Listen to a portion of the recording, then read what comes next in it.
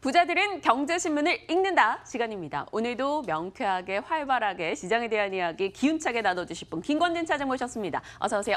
네, 안녕하십니까? 네, 명쾌하십니다. 네, 크게 해야 될 것 같아서 크게 해봤습니다. 네. 차장님께 저희가 항상 이런 에너지를 받아요. 물론 가끔씩 차장님의 돌발 액션에 제가 당황할 때도 있지만 그 또한 생방의 묘미 아니겠습니까? 그렇죠. 네.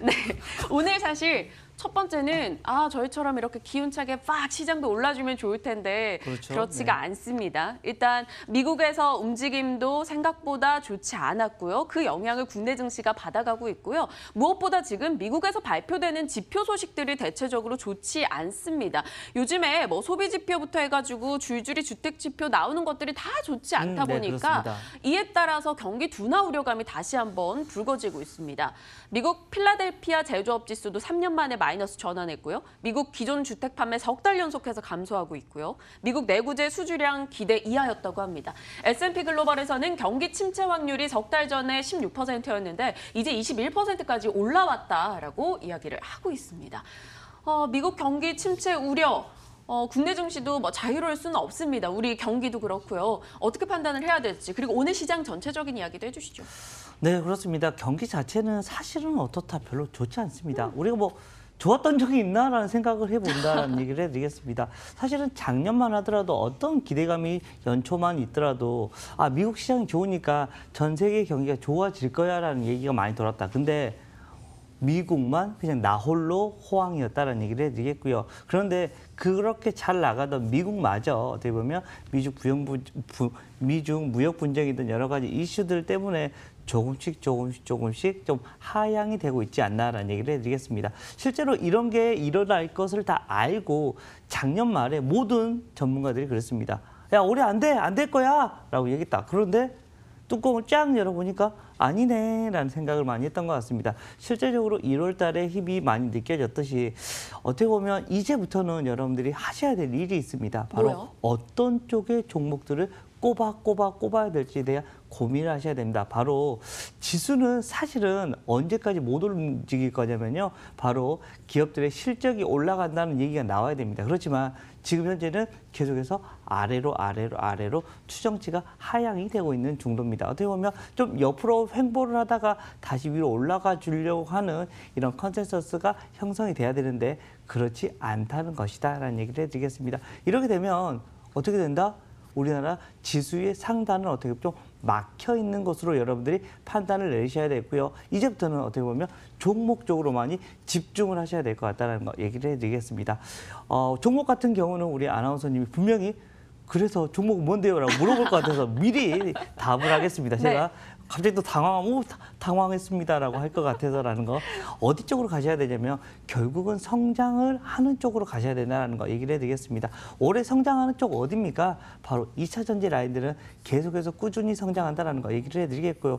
이 1인 가족에 대한 이런 얘기가 많이 나오고 있죠. 그래서 그쪽 관련된 1인 이런 관련된 주식들에 대한 얘기 그리고 마지막으로는 계속해서 움직일 수 있는 뭐 2차 전지 나왔으니까 수소차는 당연스럽게 나오고 또 하나 컨텐츠 관련된 주식입니다. 여러분들 우리 머니투데이 방송을 믿으셔야 되는 거 아시죠? 여러분들 믿으셔야 됩니다. 컨텐츠 관련주들은 계속해서 성장을 할 것이다. 그리고 또 하나 마지막으로 우리가 성장하면 빠질 수 없는 게 뭐죠? 바로 제약 바이오 업종들 이쪽으로 가셔야 된다라는 얘기를 해드리겠습니다. 많아요. 제약바이오, 컨텐츠, 2차 전지 너무 많지 않나요? 그래도 성장하는 라인들이라고 생각을 하셔야 되고요. 두루두루. 사실은 뭐냐면 반도체만 피해가면 될 것 같습니다. 올해 전체적인 우리 이익단이 한 10% 정도가 줍니다. 근데 거기에서 유일하게 후퇴하는 이렇게 뒤로 계속해서 문어크를 하고 있는 데가 바로 반도체 라인이고요. 다른 업종들은 그나마 그래도 계속해서 우상향해 주는 모습이 많이 나오는데 그 중에서도 특히 2차 전지, 제약바이오, 컨텐츠는 계속해서 간다라는 얘기를 드리겠습니다. 알겠습니다. 제가 너무 괴롭혀서 그동안 노이로제가 오신 것 같은데 아니요. 사실 네. 저희 입장에서는 시청자분들 개인 투자자를 위해서 이 나오시는 패널분들을 괴롭힐 수밖에 없어요. 네, 당연한 이해해 거죠. 주세요. 네, 일단 여러분들 모두 집에 MTN을 들이셔야 하는 건 분명한 것 같아요. 컨텐츠, 제약바이오, 2차 전지 쪽에 집중해서 보고 김권진 차장의 의견은 IT 쪽에 대해서는 조금 보수적으로 정리하고 가겠습니다. 다음 가볼까요? 제약바이오 나왔어요. 제약바이오라고 네, 할까요? 네. 네, 제가 휴재를 꼽아봤는데요. 오늘장 외국인의 매수를 상당수 많이 받아가더라고요. 그래서 의견을 봤더니 신한에서는 올해 서서히 실적이 개선될 것이다. 4분기 실적이 굉장히 네, 좋아서 좋았어요. 오늘장 좀 주목을 받고 있습니다. 주가가 장초부터 좀 강하게 튀어 올랐는데요. 4분기 역대 최대 매출 달성했고 미국의 추가 임상이에요. 제가 오타를 냈네요. 임상 진입을 하고 중국의 품목 허가 신청도 예상이 되는 한 해이다. 2분기 실적 개선도 기대가 된다라며 신한금융에서 목표가를 42만 원으로 제시를 했습니다. 휴재를 다시 한번 강하게 치고 나갈 수 있을 것인가 어떨까요? 우선은 뭐 긍정적인 이슈가 나온다라는 건 얘기를 해드리겠습니다. 그렇지만 휴재를 하면 여러분들 바로 떠올리는 게 뭐다? 바로 성장성에 대한 얘기, 바로 이 톡신, 아직은 맞을 때는 없는 것 같습니다라는 거 얘기를 해드리겠지만 어찌됐든 톡신이 어떤 식으로 수출이 많이 되느냐입니다. 사실은 4분기 실적이 잘 나왔던 건 뭐냐면 화장품 부분이었다라는 얘기를 해드리겠고요. 화장품 라인들이 어떻게 보면 기본적으로 베이스를 깔아주는 역할을 계속해서 할 것이다라는 거. 그리고 이 휴젤이 성장하기 위해서는 뭘 봐야 된다? 바로 톡신이 얼마나 성장을 하는지 수출 데이터를 여러분들이 계속해서 관심 있게 보셔야 될 이슈다라는 얘기를 해드리겠습니다. 뭐 화장품에서 계속해서 돈 벌어서 열심히 성장주에 어떻게 보면 투자를 하는 이런 좀 긍정적인 역할을 하지 않을까라는 얘기를 해드리겠습니다. 그렇다면 휴젤 지금 괜찮을까요? 지금 정도면 매수하는 가격은 것도? 좀 싸 보인다는 얘기를 해드리겠습니다. 그리고 물론 돌다리도 많이 두들겨 보면서 건너야 되긴 합니다. 그런데 지금 보면 조금 단단해지고 있는 것 같습니다. 바닥 라인이 많이 단단해졌다라는 얘기를 드릴 수 있습니다. 메디톡스나 대웅제약 대비해서도. 저는 개인적으로는 꼭 얘기해드리지만 대웅제약을 제일 좋아하기는 합니다. 거기에 어떤 성장성, 우루사부터 시작해서 성장성이 훨씬 더 커 보이긴 한다. 어디가 뚫리고 있으니까 바로 미국이 뚫리고 있으니까라는 얘기를 해드리겠고요. 휴젤도 그런데 같이 움직여주는 이런 섹터가 돼야 된다는 얘기를 드리겠습니다. 알겠습니다. 이쪽 전반에 대해서 뭐 기대 어느 정도 갖고는 가도 될 것 네, 같네요. 그렇죠. 네. 윤록시 대표께서는 메디톡스 얘기하셨는데요. 김건희 차장님 대웅제약, 저희 보톡스 쪽도 한번 종목들 추이 놓고 보는 것도 좀 즐거울 네. 것 같아요. 다음은요. 차바이오텍 살펴보겠습니다. 이 차바이오 그룹이 싱가포르 병원을 인수하면서 동남아 네트워크 구축에 나섰다. 이게 또 힘이 돼줄 수 있다. 이런 얘기가 나오면서 오늘장 차바이오텍이 올라서는 움직임 나타나고 있습니다.